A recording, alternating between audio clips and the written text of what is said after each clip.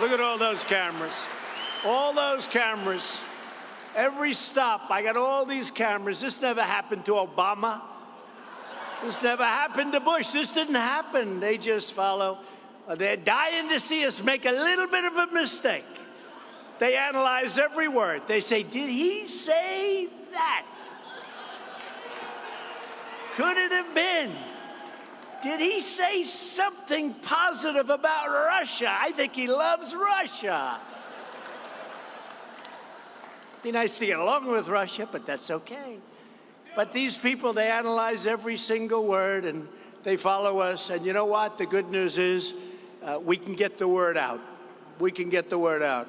And the word that I get out is what's happened to steel in this country, Dave just said, over the last 6 months. Even though we've been here for a little more than a year and a half, but we really hit it big over the last 6 months with what we've done. They were dumping steel all over the country, dumping it like it was garbage, and they were putting all of you people out of work. Now you're making your own steel, and the United States is taking in billions of dollars, they never say that, and also jobs, and also we're recreating a giant industry. We need steel. We need steel plants. And to see an old, big monster plant like this reopening, that is an honor. And I look at the faces of you people. I could be one of you. I could be one of you. I like you guys. I like you guys, I tell you. But I could be one of you. It's true. Looking around, all these good-looking people. It could be me, and I'd be happy if I was, because you're opening up plants all over the country. I think U.S. Steel is opening up 7 plants and expanding. They're taking areas that they never thought they'd see again in the big old plants. They have a little corner of a building, and now they're taking half the building and all of this giant building. It's a big difference, David. Thank you very much for doing a great job. You've been a great spokesman. And I know you're all proud to work at a company where the steel is, in fact, mined and melted and made in America. For more than a century, the workers here at Granite City Mill helped build the most powerful and prosperous nation ever to exist on the face of the earth. That's right. They poured the sweat from their brows and the love from their souls to support their families, and they love their country. We all love our country. But bad things were happening. 3 years ago, the flood of subsidized imports and the tidal wave of unfair trade targeting our steel industry and, frankly, lots of other industries. It finally caught up with Granite City Steel. Hundreds of workers were laid off. Your 2 beautiful blast furnaces were idled, and the lifeblood of this community was drained. Over the last 2 decades, nearly 2/3 of American raw steel companies went out of business. More than 1/3 of the steel jobs vanished. We need steel mills for national security. Remember that. This isn't just price. This isn't just, gee, we could do it for a little bit less. We need it for national security. Our steel towns became ghost towns. More than 70,000 hardworking Americans lost their jobs, their hope, and their way of life. You people know it better than anybody. Other countries cheated and broke the rules. They subsidized their industries. They targeted our factories, our workers, our countries. They went after our companies, and they stole our intellectual property like it never even belonged to us, like it wasn't our idea in the first place. Our trade deficit ballooned to $817 billion. Think of that. We lost $817 billion a year over the last number of years in trade. In other words, if we didn't trade, we'd save a hell of a lot of money. And our leaders said the only choice was economic surrender. They surrendered. And by the way, even the politicians in Washington, nobody wanted me to be doing what I'm doing. The country was doing well, but ultimately, it was going to be a very bad thing for our country.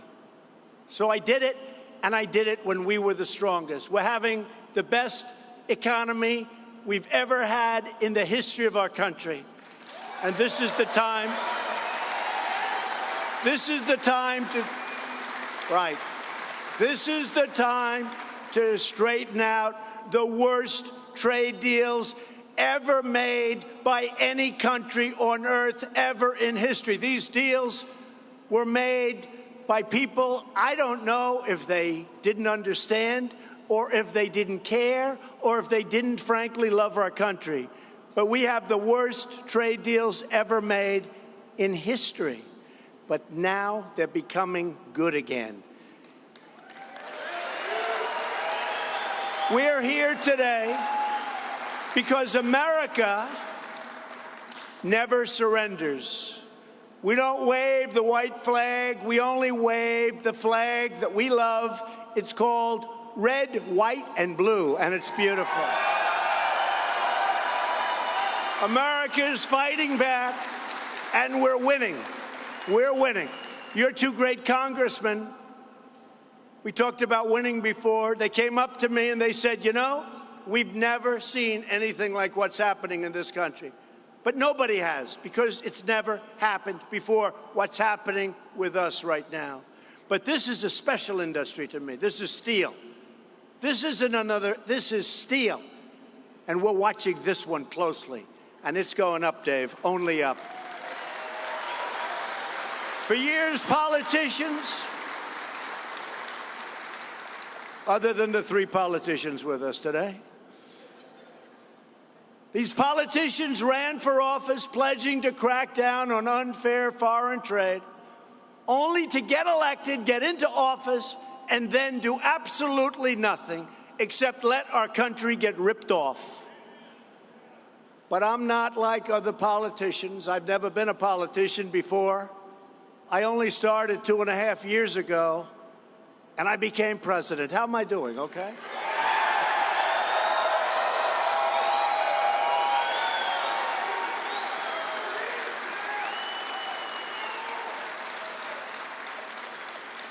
But I keep my promises, and I keep my promises to your industry, and I keep my promises to the workers of this country. 4 months ago, I stood alongside steelworkers just like you, and I announced that to defend our national security, we were placing a 10% tariff on foreign aluminum and a 25% tariff on foreign steel. That very same week, U.S. Steel announced it was restarting production right here in Granite City and bringing back far more than the original estimate of 500 jobs. A lot more than that now.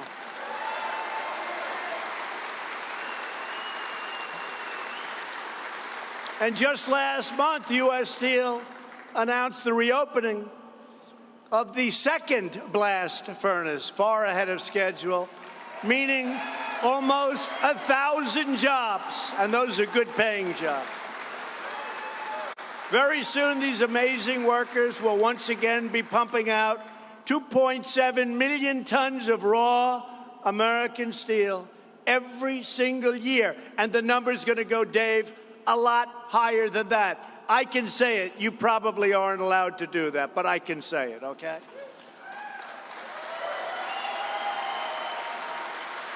And we know that American steel is the best steel in the world. We don't have to worry about the quality. I was in the construction business. I know a lot about steel and would order steel, and sometimes, depending on where it came from, it wasn't steel. It was a lot of garbage that looked like steel. We don't have to worry about that. And we also know that our steel industry is vital to our security and to our prosperity. If you don't have steel, you don't have a country.